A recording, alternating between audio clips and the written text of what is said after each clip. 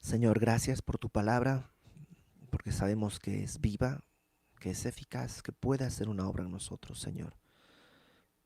Yo te ruego que con tu palabra el día de hoy tú continúes edificando tu obra en nosotros, podamos ser transformados, que nuestro entendimiento sea renovado y tú seas exaltado así, Señor. Gracias porque tenemos esta libertad y esta oportunidad el día de hoy. En el nombre de Jesús. Amén. Gálatas capítulo 2. Eh, Acuérdate, Gálatas es una carta que Pablo escribe después de su primer viaje misionero, eh, antes del concilio de Jerusalén, porque le han llegado noticias de que a la zona de Galacia, acuérdate que Gálatas no es una ciudad, sino es una provincia, y hay en la provincia, en la parte sur de la provincia de Galacia, había algunas iglesias que Pablo había fundado en este primer viaje. Y le llega la noticia de que a estas iglesias han llegado personas que son judaizantes, personas que están eh,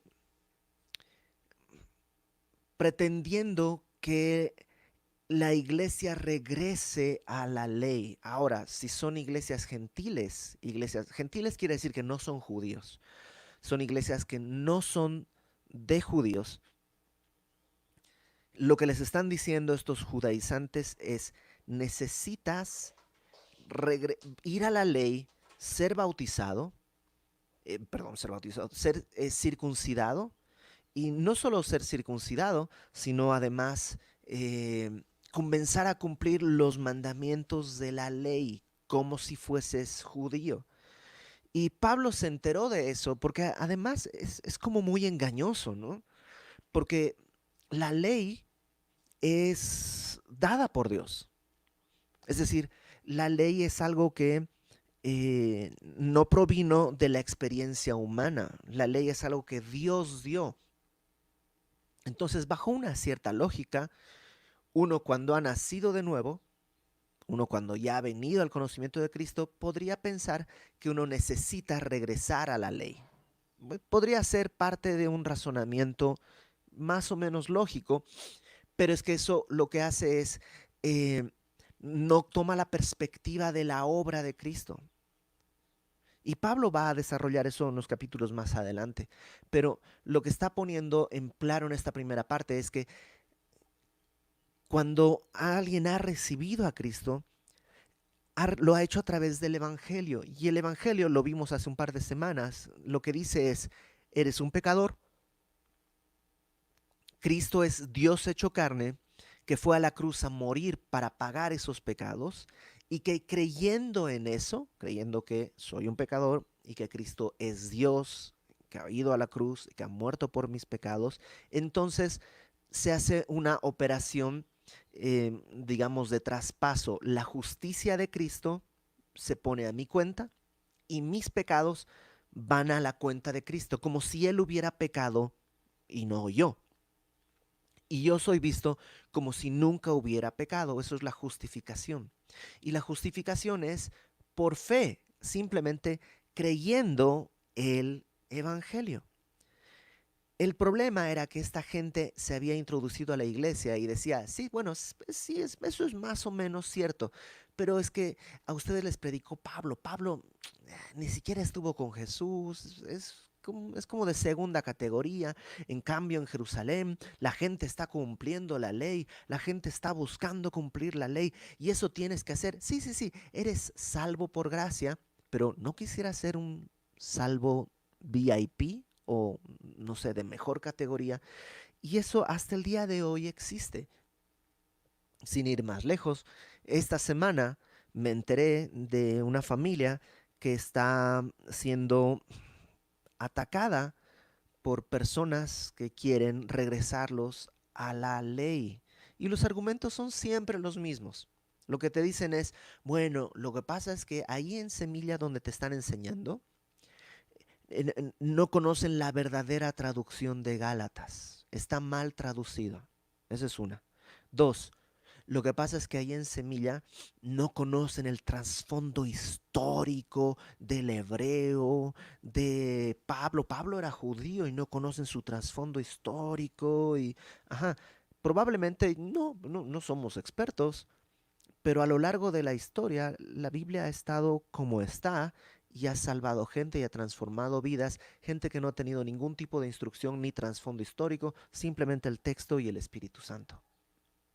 Entonces, ¿por qué digo esto? Porque es un peligro existente y latente. Vas a encontrarte con personas que van a querer regresarte al cumplimiento de la ley. Y bueno, Pablo va en esta porción que vamos a leer el día de hoy a aclarar que él no ha tenido una malinterpretación del Evangelio. O sea, no es que a él se lo enseñaron, pero lo entendió mal y por eso lo explica mal. Él ya nos había dicho, a mí nadie me predicó el Evangelio. Cristo se me apareció y él me reveló esto. Entonces alguien podría decir, ok, pero pues ¿quién nos garantiza que en realidad era Cristo y quién nos garantiza que en realidad esto es lo que te dijo? Bueno, de eso va a hablar el capítulo 2. Así que capítulo 2, versículo 1. Después, ¿pasados 14 años de qué? Bueno, en la parte anterior que vimos la semana pasada, vimos cómo Pablo, déjame hacerte una línea cronológica más o menos rápido. Pablo camino a Damasco, el Señor Jesús se le aparece, queda ciego, reconoce que estaba persiguiendo a Cristo, entiende, pero así ciego llega a Damasco, que es la capital de Siria. Ahí, estando en la casa de un hombre que se llamaba Judas, viene Ananías, ora por él, se le caen las escamas de los ojos, se bautiza ya como creyente, ya es un converso y comienza a predicar, pero después se va 3 años a Arabia. No sabemos exactamente a qué parte de Arabia, pero él cuenta que se fue 3 años a Arabia. Y después de 3 años regresa a Damasco y sigue predicando el Evangelio, pero los judíos que están ahí toman eso como un ataque y lo quieren matar. Y es tan fuerte la, la presión que una noche desde el muro de la ciudad lo tienen que descargar en una canasta y entonces, ¿qué ha pasado? Creyó, fue a Arabia y regresó, han pasado 3 años, es descargado desde el muro, va a Jerusalén por primera vez después de su conversión.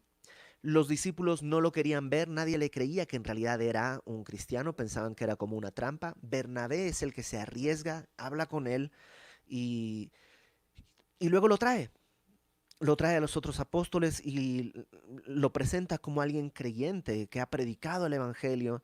Pero Pablo tiene tanto ímpetu ahí que en Jerusalén también provoca un problema y terminan diciéndole, ¿sabes qué, Pablo? Tienes que irte. Y se va a Cesarea y de Cesarea lo envían a Tarso, a su casa, donde él era, y ahí está 14 años. Y eso es lo que dice, porque lo que vimos la semana pasada es lo que te acabo de contar.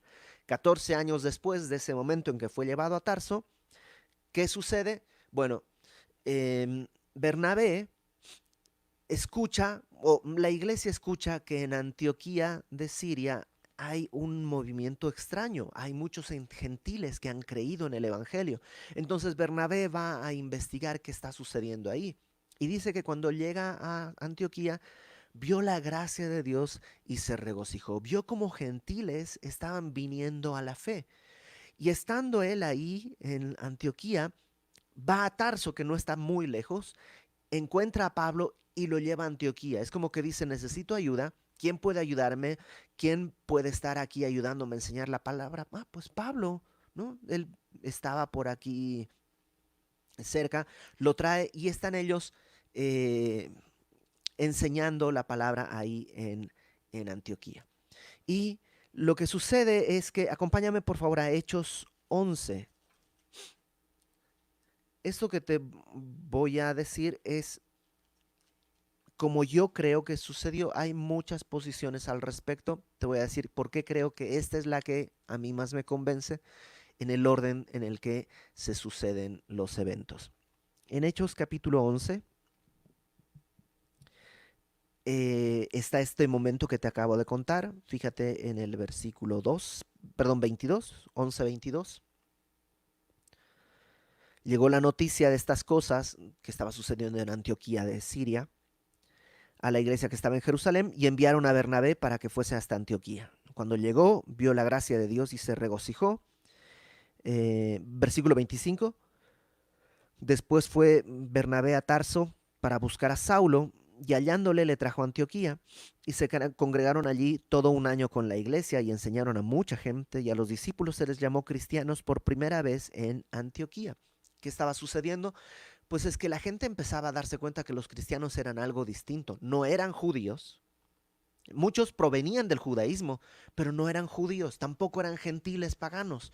Eran algo distinto y pues como que, pues, ¿qué les decimos? Pues cristianos, ¿no? Que es un derivado de Cristo. Verso 27. En aquellos días unos profetas descendieron de Jerusalén a Antioquía y levantándose uno de ellos llamado Agabo, daba a entender por el Espíritu que vendría una gran hambre en toda la tierra habitada, la cual sucedió en tiempo de Claudio. O sea, están ahí sirviendo en Antioquía, vienen los profetas, anuncian que viene un momento difícil de sequía, de hambruna. Entonces los discípulos, cada uno conforme a lo que tenía, determinaron enviar socorro a los hermanos que habitaban en Judea. Judea es la provincia donde está Jerusalén. Se dan cuenta que esa es la zona que va a sufrir más. Entonces hacen una colecta ahí en Antioquía y dice que en efecto hicieron esta colecta y la enviaron a los ancianos por mano de Bernabé y de Saulo. Entonces, en todo esto han pasado 14 años. Y ahora sube en esta ocasión, versículo 1 del capítulo 2 de Gálatas, pasados 14 años, subí otra vez a Jerusalén con Bernabé, llevando también conmigo a Tito. Lucas, ahí en Hechos, no nos narró que iba Tito, pero Pablo aclara, porque ahora es importante recordar que va Tito. Pero subí según una revelación. ¿Qué revelación? Pues esa, los profetas dijeron que hay una gran hambruna, que va a haber este problema, y entonces probablemente es, no probablemente, seguramente es Dios quien les dice a los de la iglesia, tienen que extender su mano para apoyar a los de Jerusalén. Entonces toman esta colecta, la lleva Pablo, Bernabé, Tito y seguramente algunos más, suben a Jerusalén para llevar esto, y Pablo aprovecha para platicar con algunos de los principales apóstoles de Jerusalén. Fíjate, versículo 2. Subí según una revelación y para no correr o haber corrido en vano, expuse en privado a los que tenían cierta reputación el evangelio que predico entre los gentiles. Es decir, Pablo, él recibió de Cristo mismo su revelación. Él no necesita permiso de nadie para predicar este evangelio. Fue un encargo directo de Dios a él. Pero al mismo tiempo, Pablo sabe que la iglesia es importante, que la iglesia es este grupo de creyentes que Dios ha tomado para representarle de alguna manera, ¿no? Dice que es su cuerpo aquí en la tierra mientras Él está en el cielo. Entonces Pablo sabe que él no puede vivir independiente, que él no dice, pues no, yo hago, a mí Dios me habló, entonces yo voy a hacer lo que quiera, como quiera, cuando quiera, y no me importa. No, no, él sabe que tiene que estar en armonía con la iglesia. Y por supuesto está. Si Dios estableció la iglesia y Dios le dio un encargo a Pablo, estas dos cosas tienen que estar en armonía. Porque si están encontradas, una de las dos no está bien. Entonces dice Pablo que para no correr o haber corrido en vano, es decir, para Pablo mismo en humildad dice, ok, a lo mejor sí entendí algo mal, a lo mejor sí necesito que alguien me corrija algo. Entonces va y dice que expuso en privado a los que tenían cierta reputación en el Evangelio, en cierta reputación ante ciertas personas de la iglesia, explicó el Evangelio que predica entre los gentiles. Y vamos a ver que no le corrigen nada, que el evangelio que él predicaba era el evangelio correcto y verdadero. Pablo lo que está diciendo es, no estoy en desacuerdo con Jerusalén, y los cristianos de Jerusalén, los apóstoles, no están en desacuerdo conmigo. ¿Cómo lo sé? Porque hace 14 años, bueno, no hace 14 años, 14 años después de mi conversión y todo esto, fui a Jerusalén y hablé con aquellos que tenían cierta reputación, ¿no? Aquellos que tenían más relevancia, por decirlo de alguna manera. Y fíjate, versículo 3. Más, ojo, ni aun Tito que estaba conmigo, con todo y ser griego, fue obligado a circuncidarse. Y esto a pesar de los falsos hermanos introducidos a escondidas que entraban para espiar nuestra libertad que tenemos en Cristo Jesús, para reducirnos a esclavitud, a los cuales ni por un momento accedimos a someternos para que la verdad del Evangelio permaneciese con vosotros. Si te das cuenta, el tono de Pablo es un tono serio. Incluso utiliza palabras que son, eh, pues no fuertes o altisonantes, pero sí muy firmes, ¿no? ¿Qué es lo que dice? Bueno, que cuando fui a Jerusalén y hablé con los apóstoles, había hermanos, falsos hermanos, que querían que Tito se circuncidase, pero que entre todos hubo el acuerdo de que no era necesario. De hecho, lo pone así: ni aun Tito que estaba conmigo, con todo y ser griego, fue obligado a circuncidarse. ¿Quién era Tito? Bueno, no sabemos mucho acerca de Tito. Pablo simplemente lo menciona varias veces como un fiel colaborador suyo, como un hombre que tiene el corazón de Pablo en interés por la iglesia. Es un hombre que, de confianza para Pablo, pero era gentil, es decir, no era judío. Y por supuesto, como no era judío, no estaba circuncidado. Cuando llegan Bernabé, que es judío, Tito, que es gentil, y Pablo, que es como el líder de este pequeño grupo, llegan a Jerusalén, dice, les expuse mi evangelio, y sí hubo gente, falsos hermanos, que quisieron que Tito se circuncidase. Ah, ¿es creyente? Sí, tiene que circuncidarse. Si no se circuncida, no es un creyente completo. Lo platicaron y dice, no fue obligado a circuncidarse. De hecho, en el versículo 4 dice, a pesar de los falsos hermanos. Cuando es un falso hermano, ¿qué quiere decir? Pues que no es hermano. O sea, no es como un medio hermano. Un medio hermano es la mitad de hermano. Un falso hermano es un mentiroso.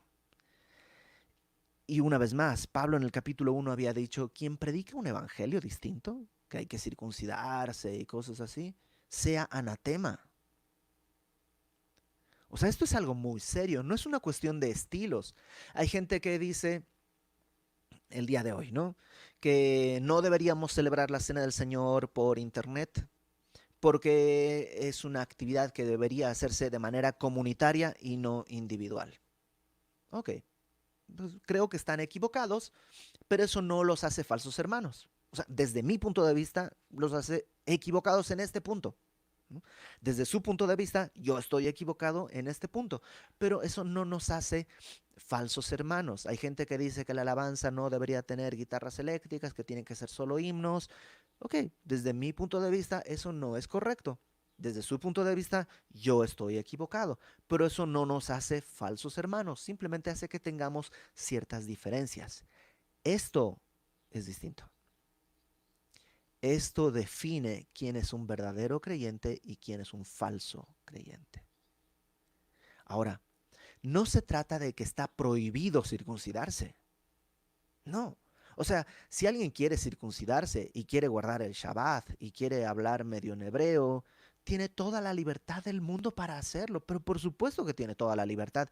Y es más, y si yo un día voy a Polanco y me dice, por favor, tráeme tortillas kosher porque eso es lo que como, pues con mucho gusto voy y le compro sus tortillas kosher y se las llevo. No hay ningún problema en eso. ¿Cuál es el problema? El problema está en creer y enseñar que eso es necesario para salvación.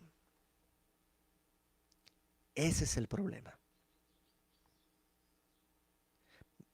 Pablo se pone muy firme. Dice, estos falsos hermanos entraron a escondidas. Claro, nadie entra a la iglesia diciendo, hola, soy un falso hermano. Te platiqué de este caso, que esta semana me enteré. Pues no es en Semilla Querétaro, es en otra iglesia.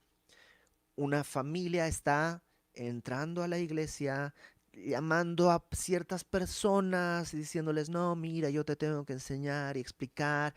Medio se congregan en la iglesia para poder agarrar gente. Y dice Pablo, se metieron a escondidas para espiar nuestra libertad que tenemos en Cristo Jesús. Y aquí está el propósito, para reducirnos a esclavitud. No quieren enseñarte mejor doctrina, no quieren enseñarte una cosa buena, quieren hacerte esclavo. Pablo es muy claro en esto. Ahora, puede ser que esa persona está sinceramente equivocada, no es su propósito, está equivocada, le enseñaron algo mal, pues hay que orar para que Dios le abra los ojos y le revele la verdad. Pero no tienes que darle oído porque lo que está enseñando no es el evangelio verdadero. Y si no es el evangelio verdadero, pues no es evangelio. Es cualquier cosa menos evangelio. Aunque haga todas las maromas necesarias. Mira, la palabra no en griego quiere decir no, pero en este caso se la utiliza por oposición y quiere decir sí. Y hacen todo tipo de maromas. Pablo es muy claro. Fíjate en el versículo 5, a los cuales ni por un momento accedimos a someternos. Pablo dijo, no, no va a suceder, tiene que circuncidarse, no, no va a pasar. Es más, a lo mejor hasta Tito le dijo a Pablo, oye Pablo, pues mira, para que no meter en problemas, me circuncido, no hay problema. Pablo dijo, no, no vamos a someternos. ¿Para qué? Para que el Evangelio de verdad, la verdad del Evangelio permaneciese con vosotros. En Hechos capítulo 16, acompáñame por favor. Hechos capítulo 16 sucede algo que te va a sorprender si no lo conoces.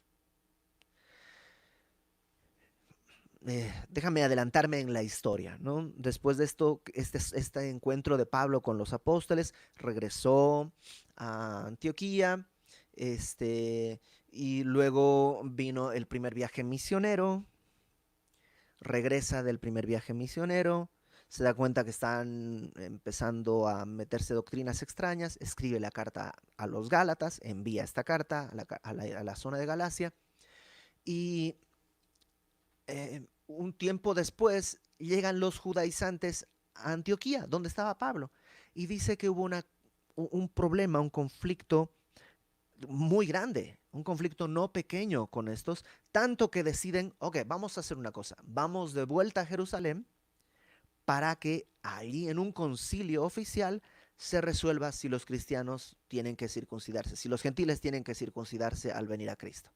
Y van a Jerusalén, se hace un concilio, puedes leerlo en Hechos 15, y se llega a una conclusión que Pablo ya sabía.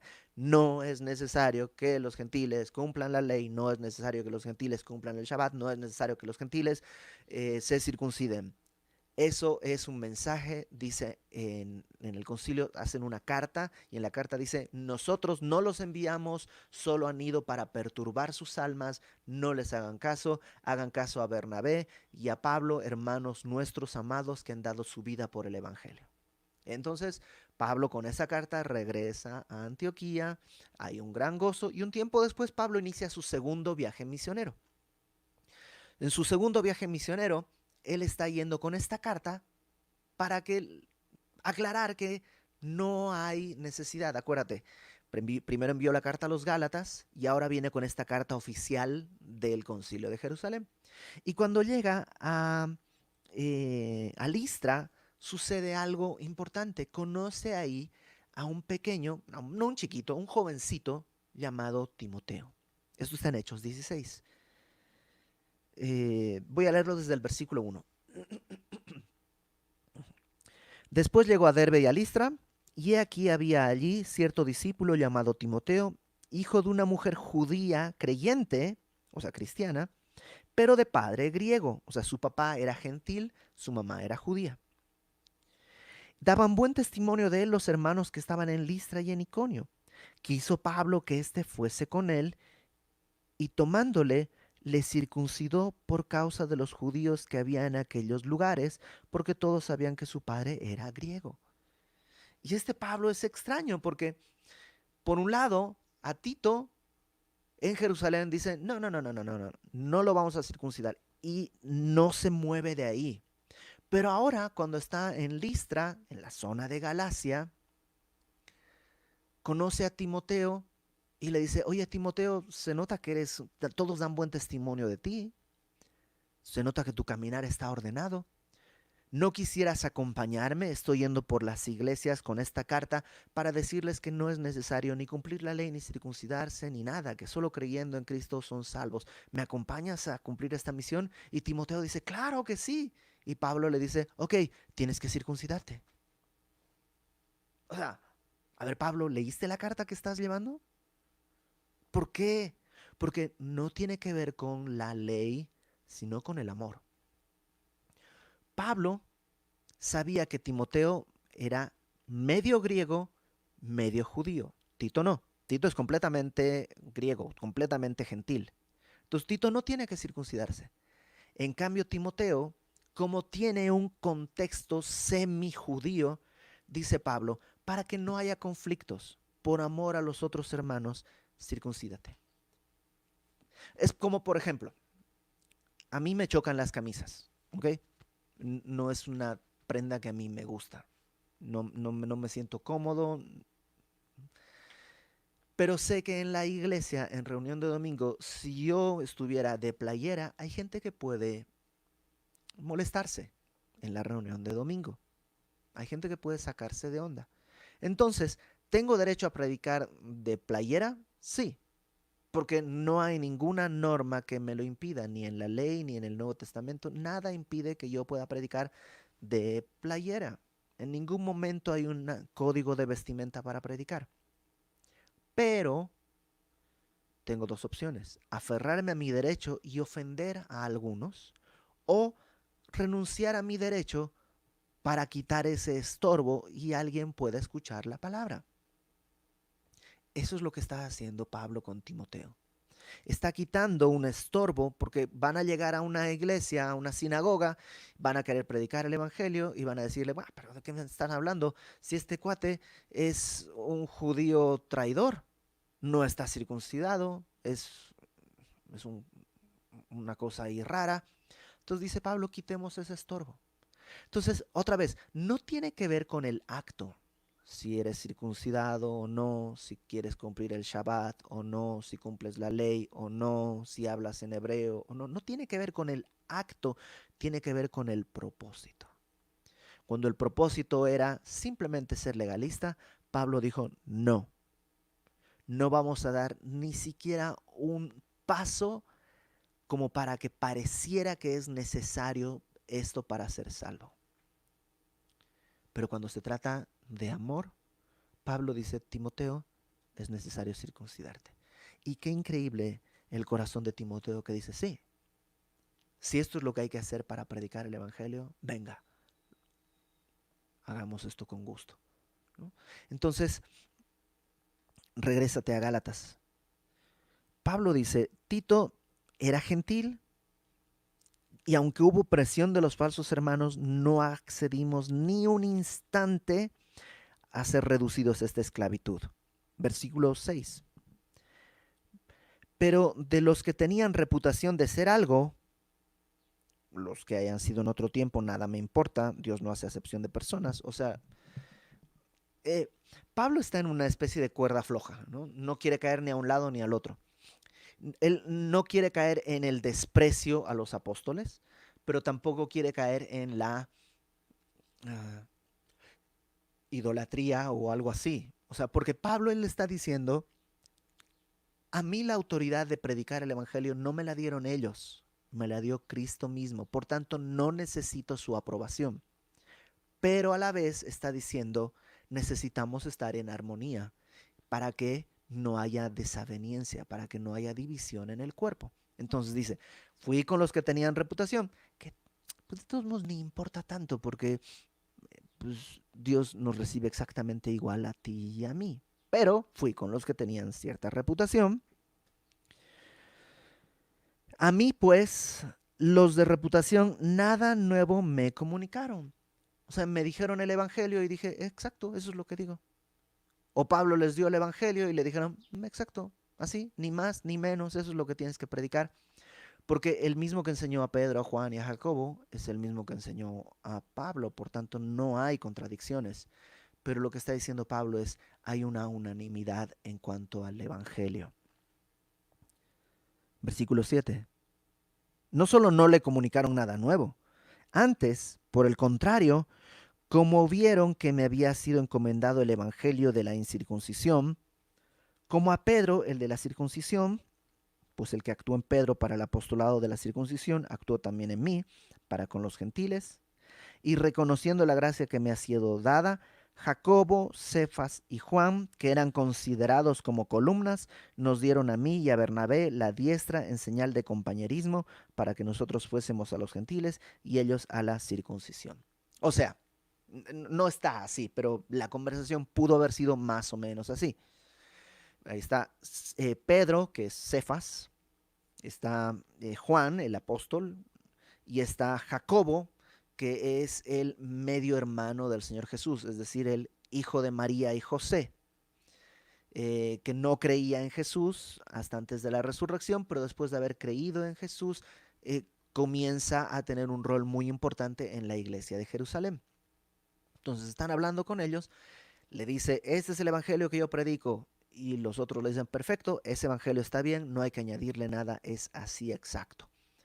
Y probablemente Pedro le contó eh, a, a Pablo esta escena que vimos nosotros hace un tiempito al final del Evangelio de Juan, cuando Pedro recibe de Jesús la encomienda de pastorear sus ovejas. Y es como que Jesús le está diciendo, te encargo mi pueblo, te encargo que tú prediques a los judíos. Y cuando a Pablo se le encuentra en camino a Damasco, le dice, llevarás este evangelio en presencia de gentiles, reyes y los hijos de Israel. Entonces dicen, mira, pues a ti Pedro te está enviando a los judíos y a mí me está enviando a los gentiles. Y entonces el mundo está dividido en esos dos tipos de personas y a cada quien tiene dónde tiene que ir a predicar. Y Pablo tenía muy claro que él tenía un llamado, no es exclusivo, porque predicó también a judíos, pero su énfasis estaba en las naciones gentiles, no en Jerusalén, no en las zonas judías, sino en las zonas gentiles. Y dice, pues ya nos pusimos de acuerdo, estrechamos la mano y dijimos, órale, pues que así sea. Tú vas a los gentiles, yo voy a los judíos. Nada más como detallito, no tiene nada que ver con el texto, pero es curioso cómo eh, pues nuestra naturaleza humana de rebeldía, incluso en hombres tan entregados al Señor como Pedro y como Pablo, porque Pablo es arrestado en Jerusalén. ¿Qué hacía en Jerusalén? Pues ahí estaba de necio queriendo ir a Jerusalén cuando Dios lo envió a los gentiles. Pero ahí llega a Jerusalén y lo arrestan. ¿Y dónde arrestan a Pedro? Lo arrestan en Roma. ¿Qué hacía Pedro en Roma si él tenía que estar predicando a los judíos? Pues eran como tú y yo, personas con pues, sus problemas, sus defectos, sus inconsistencias. De hecho, la próxima semana vamos a ver un conflicto que hay entre Pedro y Pablo, de aquellos que si hubiera habido prensa en ese tiempo hubieran salido casi casi en la crónica roja. Bueno, versículo 6. Solamente nos pidieron que nos acordásemos de los pobres, lo cual también procuré con diligencia hacer. Acuérdate, están en una hambruna, están en un momento difícil y lo que les dice Pedro, Juan y Jacobo es, órale, pues prediquen. Ya que tú estás yendo a una zona donde probablemente no hay tanta sequía, no se olviden de la gente aquí en Jerusalén que no tiene que comer. Y Pablo dice, perfecto, no nos vamos a olvidar de eso. Y lo vemos en sus siguientes viajes misioneros haciendo una colecta mundial para llevar eso a Jerusalén. Eh, ok, entonces, ¿qué aprendemos en esto? Bueno, varias cosas. Lo primero, creo que habla de la necesidad de prudencia. Dice Pablo que él fue a Jerusalén y habló en privado con los que tenía que hablar. Vivimos en una época en que la prudencia ya ni siquiera es un valor deseable. La gente no quiere ser prudente. La gente nomás quiere dar su opinión porque hay la opinión, ¿no? Las redes sociales han hecho que creamos que todos tienen derecho a dar una opinión. Y, o sea, no me malinterpretes. Yo, o sea, sí creo que todos tenemos derecho a, primero, a tener una opinión y en segundo lugar, a dar una opinión. Pero ojo, no es lo mismo mi opinión que tu opinión dependiendo de el tema que estemos hablando. O sea, eh, si hablamos de medicina y en Semilla de Mostaza Querétaro hay personas que son doctores, médicos. Bueno, mi opinión es despreciable comparada con la opinión de un doctor, de un médico, porque pues está calificado para esa opinión. En Semilla hay abogados. Mi opinión en cuanto a leyes es despreciable en cuanto a temas de derecho, porque pues está preparado y yo no. Entonces, todos tenemos derecho a opinar, sí, pero hazlo con prudencia. Hazlo con prudencia. No busques dividir. ¿Te imaginas a Pablo llegando con Tito? ¿Cómo que hay que circuncidarlo? O sea, hubiera habido un problema mucho más grande. Pablo lo habló con quien tenía que hablar y se resolvió de la manera en que tenía que resolverse. Que de hecho no se resolvió del todo, porque más adelante tienen que volver a tocar el mismo tema y todo esto. Pero, eh, pero había un deseo de guardar la armonía. Qué, qué importante es que guardemos eso entre el cuerpo de Cristo. En segundo lugar, vemos a Pablo que en cuanto a la doctrina de salvación no va a ceder ni un centímetro. No va a ceder nada. Cuando alguien te diga, ah, pues mira, yo creo en los ovnis, órale, tiene derecho a creer en los ovnis. Tiene derecho a creer en el Popol Vuh, en lo que sea. ¿Tiene derecho? Pues tiene derecho a creerlo. Por supuesto que tiene derecho. Sería una torpeza atropellarlo en su derecho. Ahora, si alguien me dice, Iber, creer en los zombies, en los zombies o en los ovnis, creer en los ovnis es necesario para salvación, ahí sí no. Ahí sí dice Judas que contendamos ardientemente por la fe. Hemos tenido gente, incluso en Semilla Querétaro, que ha intentado socavar la fe, tratando de minar la fe de la gente, diciéndole, mira, es que no te están enseñando bien.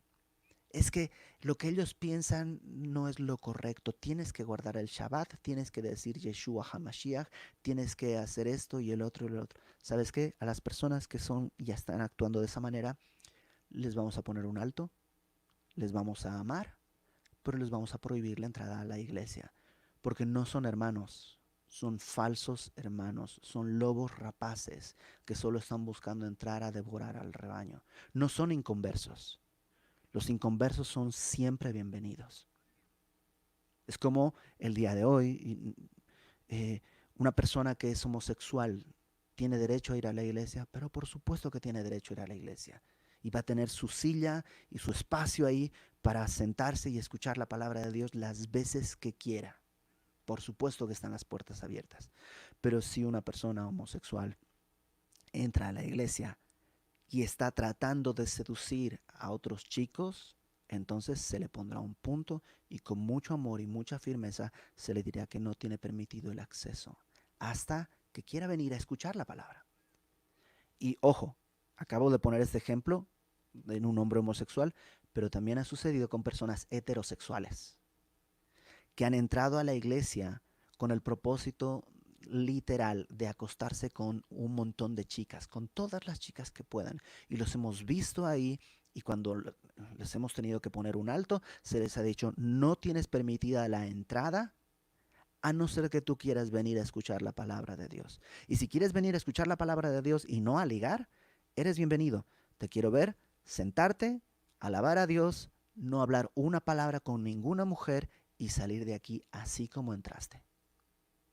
Pero Iber, eso no es, no. Estamos cuidando el rebaño de lobos que están entrando a querer devorar eh, las ovejas. Y, y lo hemos hecho y lo seguiremos haciendo. Este tipo de ataques de lobos infiltrados no han terminado. Ni estos lobos que buscan satisfacer sus deseos, ni los lobos que buscan reducir al creyente a una esclavitud a través del cumplimiento de la ley. En eso sí, seremos completamente firmes. Pero cuando se trata de amor y de cuidado, ¿sabes qué? Estamos dispuestos a...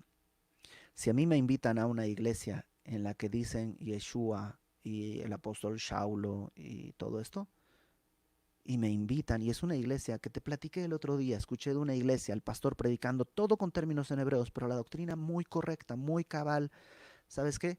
Pues ese día, si me invitan a predicar, me vas a escuchar diciendo Shalom, hermanos, el apóstol Shaulo, o ahí me tocará informarme de cómo se dicen todas estas cosas, y lo haré con mucho gusto, porque no es un tema de salvación, sino de estilo.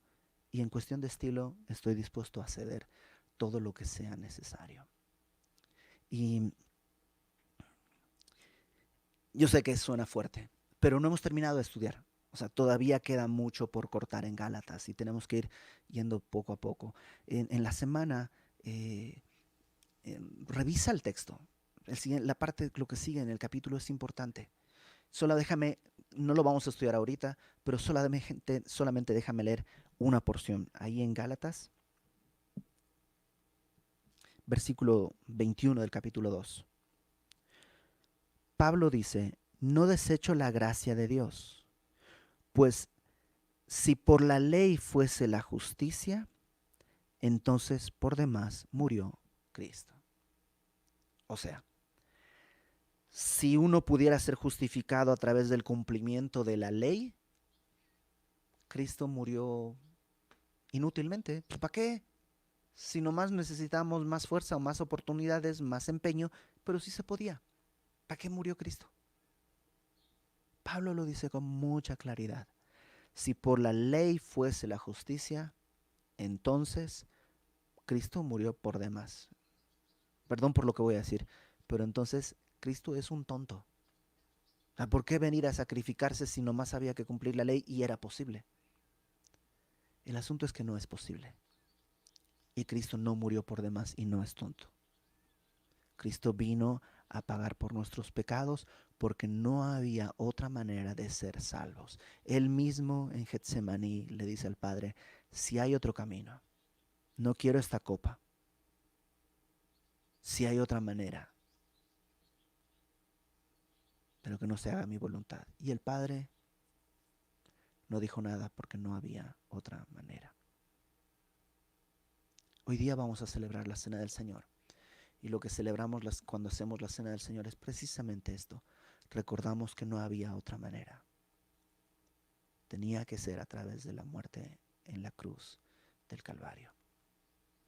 Déjame orar y luego celebramos la Cena del Señor.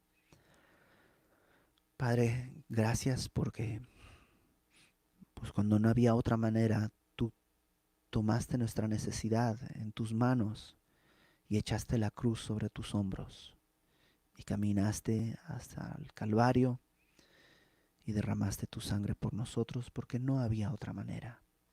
Porque ninguna de las cosas que podamos hacer puede acercarnos a ti, porque solo es por gracia. Gracias porque eso quiere decir que tu obra en la cruz abrió una puerta que no se cierra para nosotros los creyentes. A pesar de lo que hemos hecho y vivido esta semana, tu evangelio sigue siendo el mismo. Ayúdanos, Señor, a nunca torcer el evangelio, a perseverar en la pureza de la verdad del evangelio ante todo ataque. Aquellas personas que están pues confundidas, tráeles luz, tráeles tu luz. Aquellas personas rebeldes que están buscando destruir el cuerpo de Cristo, Señor, trae la disciplina necesaria para abrir sus ojos y que vengan al conocimiento de tu verdad. Y a nosotros guárdanos en la gracia que necesitamos y que tú, por tu bondad, has decidido extender hacia nosotros. En el nombre de Jesús, Señor.